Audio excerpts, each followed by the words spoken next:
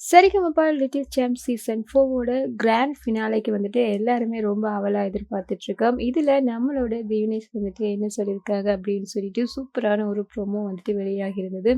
இந்த ப்ரோமோல என்னெல்லாம் இருக்கு அப்படின்னு சொல்லிட்டு வாங்க பார்க்கலாம்.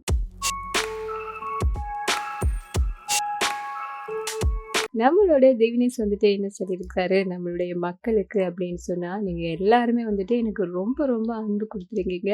கண்டிப்பா வந்துட்டு உங்களுக்காக நான் இந்த கிராண்ட் ஃபினாலேல வந்து ஜெயிப்பேன் அப்படின்னு சொல்லியிருக்கிறாரு. நான் ஜெயிச்சா தாத்தா மட்டும் இல்ல, நீங்களும் ஜெயிச்ச மாதிரி தான் அப்படின்னு சொல்லிட்டு நம்மளுடைய திவினேஷ் வந்து சொல்லியிருக்காங்க. கண்டிப்பா அது உண்மைதான். திவினேஷுக்கு வந்துட்டு எக்கச்சக்க ஃபேன்ஸ் இருக்காங்க அப்படின்னு சொல்லலாம்.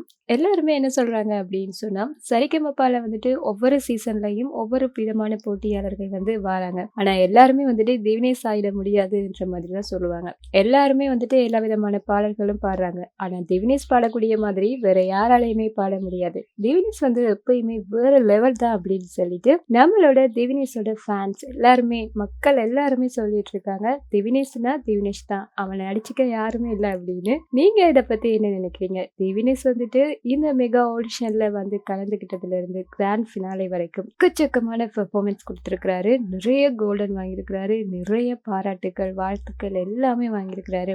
ஒவ்வொரு ரவுண்ட்லயுமே வந்துட்டு வந்திருக்கக்கூடிய சிறப்பு விருந்தினர்கள் எல்லாருமே வந்து நம்மளுடைய திவினேஷ அப்படியே அள்ளி அணைச்சு முத்தம் கொடுக்காம போன சரித்திரமே கிடையாது. வந்திருக்கக்கூடிய சிறப்பு விருந்தினர்கள மட்டும் இல்லாம மக்கள் மனங்களையுமே ரொம்பவே கவர்ந்த ஒரு போட்டியாளர் நம்மளோட திவினேஷ் தான். திவினேஷ் வந்துட்டு கண்டிப்பா ஜெயிப்பேன் அப்படின்னு சொல்லியிருக்காரு. மக்களுமே வந்துட்டு கண்டிப்பா திவினேஷ ஜெயிக்க வச்சுருவோம் அப்படின்னு சொல்லிட்டு கமெண்ட்ஸ்ல எல்லாம் வந்துட்டு தெரிவிக்க விட்டுட்டு இருக்காங்க.